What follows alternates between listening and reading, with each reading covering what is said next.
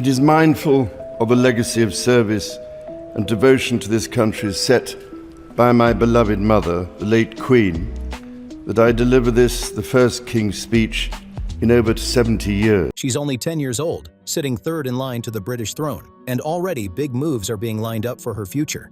Recently, King Charles made a quiet but powerful decision that could shape her legacy for life, and it's way deeper than it first sounds. This isn't just about handing out a fancy title.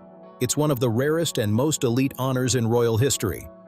We're talking about something only a tiny number of women have ever held over hundreds of years, including Queen Elizabeth II herself. So why Charlotte and why now? And what does this really say about where the monarchy is headed? Stick with this, because it's way more serious than people think. So what even is this title, and why is it such a big deal? When most people hear royal title, they think it's just a name swap or some formal event. But this one hits different. The title of Duchess of Edinburgh carries serious weight and history behind it. This title ranks among the highest honors in the royal family, and barely anyone has ever held it. Only 4 women in all of British royal history have had this title.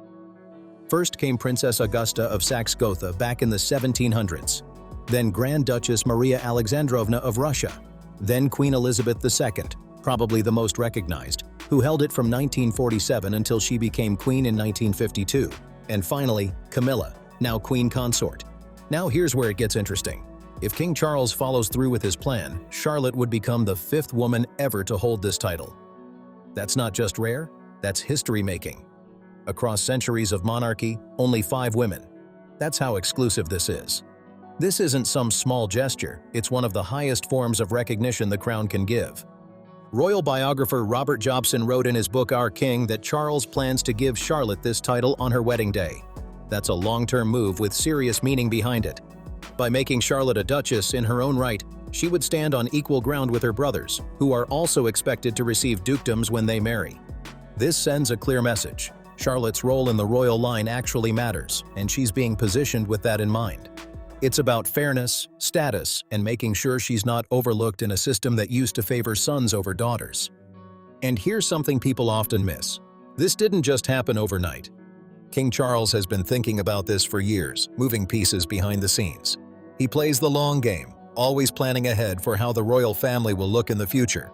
Since he became king in September 2022, his strategy has slowly come into focus.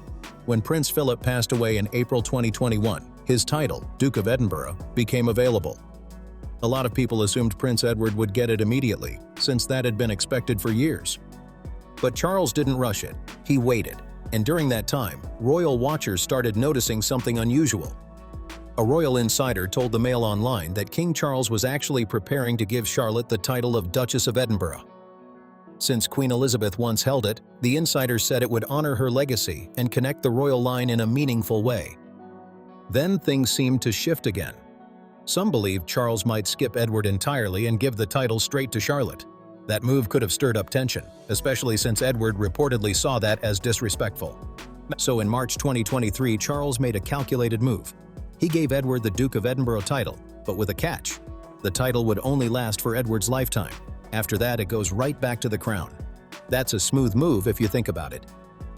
Charles kept his promise to his parents, avoided family drama, and still kept the path clear for Charlotte in the future. It shows how he balances loyalty and long-term planning without making things messy. Now let's talk about why this title hits on a personal level. To really get it, you have to go back to November 20th, 1947. Britain was still recovering from World War II, dealing with rationing and tough times. On that day, a young Princess Elizabeth married Philip Mountbatten, a naval officer. Right then, Philip became the Duke of Edinburgh, and Elizabeth became the Duchess.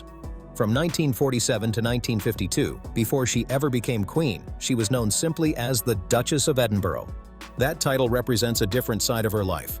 Not the powerful monarch people remember, but a young wife and mother figuring things out. It's a more personal chapter of her story, and that's what makes it so meaningful. A royal source even said this would be a perfect way to honor Queen Elizabeth's memory and recognize King Charles's royal lineage at the same time. And Charlotte's connection to the late Queen is already strong. Her full name, Her Royal Highness Princess Charlotte Elizabeth Diana of Wales, carries deep meaning. It honors King Charles, Queen Elizabeth II, and Princess Diana all at once. She literally carries Elizabeth's name and legacy with her. And now King Charles is making sure that the same deeply personal title once held by his mother could one day be passed down to the granddaughter who shares her name. That's not just symbolic, that's powerful. This is what it looks like when grief turns into legacy. It's how the royals speak without saying a single word. "We will never forget you" isn't announced. It's shown through moves like this. This is the crown's quiet, symbolic language, and Charlotte is right at the center of it. But here's the twist. Duchess of Edinburgh isn't the only major title waiting for her. There's another one, even rarer, even more exclusive, sitting in the background like a hidden crown jewel. It's called Princess Royal, and only 8 people in all of British history have ever held it. This title goes all the way back to 1642, when King Charles I gave it to his daughter, Princess Mary. He wanted something equal to the French Madame Royale, and just like that, a powerful tradition was born. Since then, this title hasn't been handed out casually. It's been protected, passed down carefully, and treated like royalty at its highest level. Usually, the title of Princess Royal is given to the monarch's eldest daughter. But here's what makes it different. Once you get it, you keep it for life. No swaps, no replacements, no sharing. Right now, that title belongs to Princess Anne, who has held it since 1987. Queen Elizabeth II gave it to her after it had been unused for over 20 years. Anne was 36 at the time, and since then, she's built a reputation as one of the hardest working royals out there. Now here's where Charlotte comes in. King Charles doesn't have a daughter, which makes Charlotte the only one in line to potentially receive this title in the future. But it's not automatic. Nothing in the royal world ever is. Even when Princess Anne no longer holds the title, Charlotte won't just inherit it instantly. Prince William would first need to become king, and then he would have to choose to give it to her. Still, the preparation is already happening behind the scenes. Princess Anne is reportedly mentoring Charlotte, passing down knowledge that you won't find in any rulebook. A source told Woman's Magazine that Anne isn't just teaching royal etiquette, she's showing Charlotte how to handle real interactions, like how to start and end conversations smoothly and confidently. That's next-level training, not surface-level stuff. This is mentorship at the highest level, the current Princess Royal quietly shaping the next one. No big announcements, no headlines, just steady, serious preparation happening out of the spotlight. Now step back for a second, because Charlotte's story also reveals something bigger, something that almost went a completely different way. Before Charlotte was even born, there was a real chance she could have been pushed down the line of succession just for being a girl. That's how the old system worked. But everything changed when the rules were updated ahead of her birth. The royal family agreed that girls should have the same rights as boys, and that decision locked Charlotte's position in place. So when her younger brother Prince Louis was born, he didn't jump ahead of her, something that absolutely would have happened under the old rules.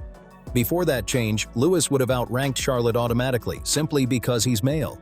That would have shifted her status, her future titles, and her entire role in the monarchy.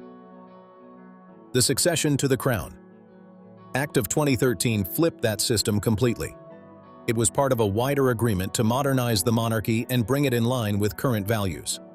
Because of that law, Charlotte is firmly third in line to the throne, right ahead of Louis, and her position is locked in. Now connect that to the Duchess of Edinburgh plan. Giving Charlotte a dukedom in her own right, something traditionally reserved for men, is a big statement. It puts her on equal footing with her brothers, who are expected to receive their own dukedoms when they marry. That's why this move matters so much. It breaks a long-standing pattern inside one of the oldest institutions in the world. A royal dukedom, once almost exclusively given to men, is now being lined up for a young woman based on her role and position, not her gender.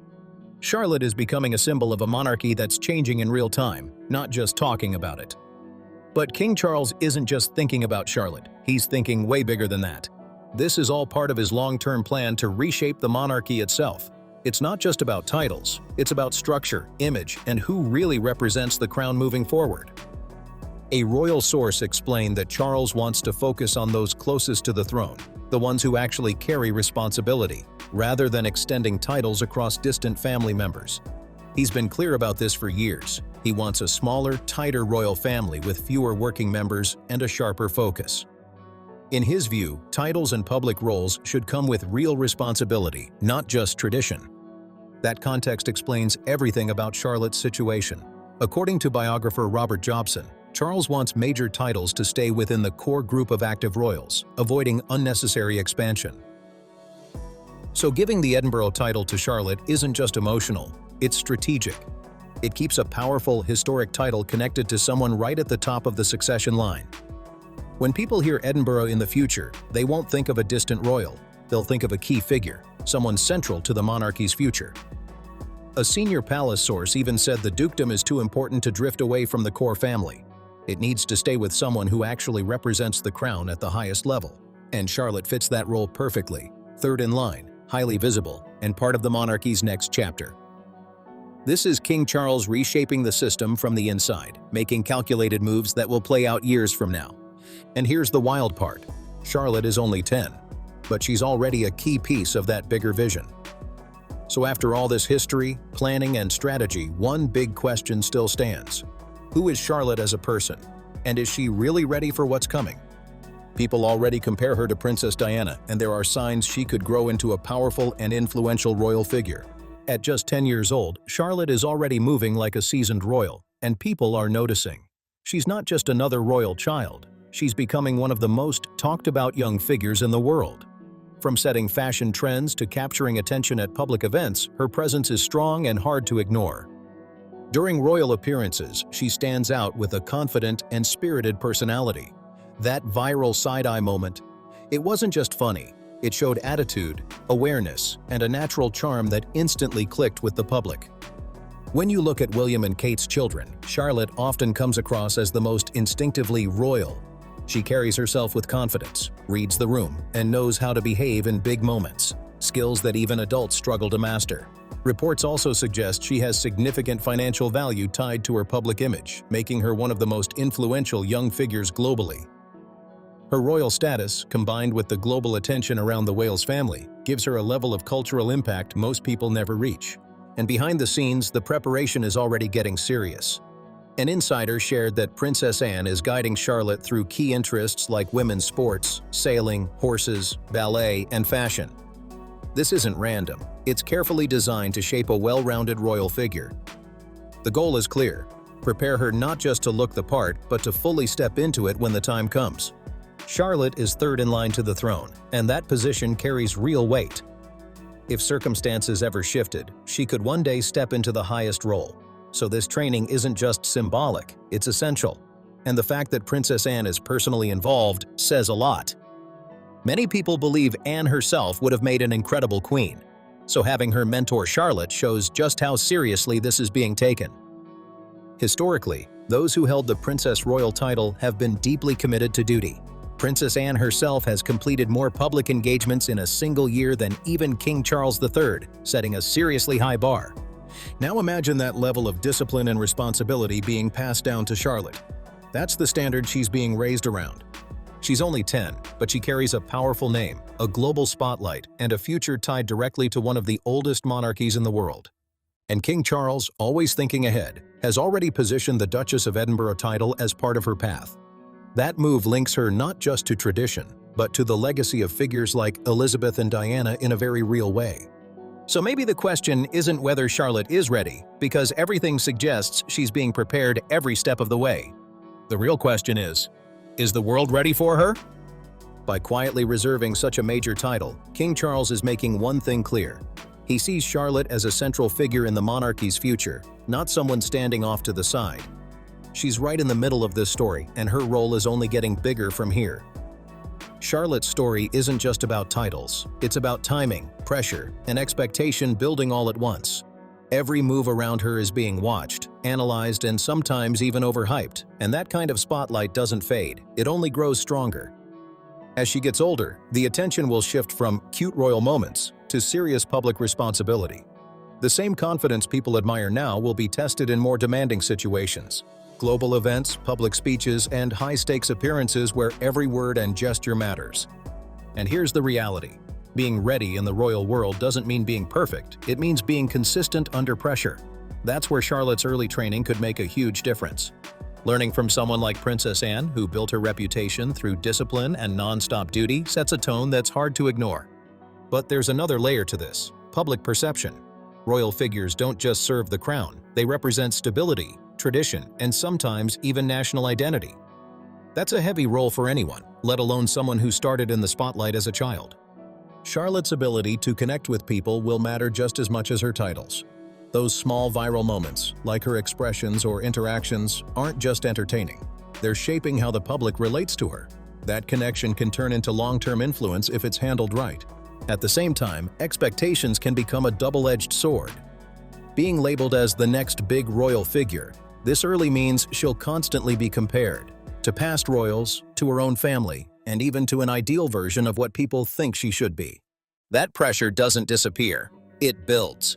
And how she navigates that will define her more than any title ever could. Then there's the bigger picture. What kind of monarchy will she step into? Because by the time Charlotte takes on major responsibilities, the royal family could look very different from today. King Charles is already reshaping it. Prince William is expected to continue that direction, and Charlotte will likely be part of a more modern, streamlined version of the crown. That means fewer distractions, more focus, and a stronger spotlight on key figures, placing even more importance on her role. So this isn't just about preparing a princess. It's about shaping a future symbol of the monarchy in a time where tradition and change are constantly clashing. And if everything goes according to plan, Charlotte won't just inherit titles. She'll inherit expectations, influence, and a position that could redefine what it means to be a modern royal. Every step, every title, every bit of training is part of a bigger design. And whether people realize it or not, Charlotte isn't just growing up in the royal family. She's being built into one of its most important figures for the next generation. And when you step back and look at everything together, it starts to feel less like coincidence and more like a carefully built path. Every decision, every title, every quiet move behind the scenes. It's all lining up for something much bigger than people first realized. Charlotte isn't just growing into her role. She's being positioned for it in a way that feels deliberate and strategic.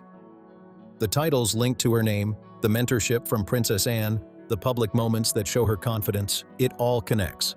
And what makes this even more intense is how early it's all starting. Most people spend years figuring out who they are, but Charlotte is doing that while the entire world is watching her every move. That kind of environment doesn't just shape a person, it defines them. But here's where things get really interesting, because history shows that the royals who leave the biggest mark aren't always the ones people expect at first. And Queen Elizabeth II wasn't originally supposed to become queen so soon, yet she became one of the most iconic figures in modern history. Princess Diana reshaped what it meant to be a royal, not through titles but through connection and presence. And now people are starting to wonder if Charlotte could carry elements of both, duty and relatability combined into something new. That's a powerful mix, because the future of the monarchy may depend on figures who can balance tradition with a more human, approachable image. Charlotte already shows flashes of that balance. She understands when to follow protocol, but she also has those unscripted moments that make people feel like they're seeing the real person behind the title. And that's where influence really grows, not just from status, but from connection. But let's be real for a second, this path won't be easy. Being placed at the center of the monarchy's future comes with pressure that never fully goes away. Every decision she makes, every public appearance, every detail of her life will be examined. The expectations won't just come from the institution. They'll come from the public, the media, and even history itself. And history can be unforgiving. There will be comparisons to Queen Elizabeth II, to Princess Diana, to other royals who came before her. Some fair, some completely unrealistic. The challenge for Charlotte won't be living up to those comparisons. It will be defining her own identity despite them. Because the most impactful royals are never copies, they're originals. And if the current strategy holds, Charlotte is being given the tools to do exactly that. She's learning from one of the most disciplined figures in the royal family. She's growing up in a more modern system, and she's being introduced to responsibility at a pace that prepares her without overwhelming her. That balance could be the key to everything. At the same time, the monarchy itself is at a turning point. Public expectations are changing, traditions are being questioned, and relevance is something that has to be maintained, not assumed. So Charlotte's role won't just be about continuing what already exists. It may involve helping reshape it. That's a completely different level of responsibility. And it explains why King Charles is being so careful with decisions like the Duchess of Edinburgh title. This isn't just about honoring the past, it's about setting up the future. By tying Charlotte to a title with deep historical meaning, he's anchoring her in tradition while also signaling her importance moving forward. It's a message without words, and in royal terms, those messages matter the most. So when people ask whether Charlotte is ready, they might be asking the wrong question entirely, because readiness in this world isn't a single moment. It's a process built over years of preparation, experience, and quiet guidance. And by all signs, that process is already well underway. What really matters is what she chooses to do with it. Because at some point, the planning steps back and the person steps forward. Titles can open doors, but they don't define legacy. Actions do. And that's the part no one can predict. Charlotte could follow tradition closely, or she could redefine parts of it. She could become a steady, consistent figure like Princess Anne, or bring a new kind of presence that reflects a different era. Either way, the foundation being built around her is strong, and that's not something that happens by accident. So as everything continues to unfold, one thing becomes clear. Charlotte isn't just part of the royal family's future. She's a key piece of it. And whether the world is fully paying attention yet or not, that future is already taking shape right in front of us.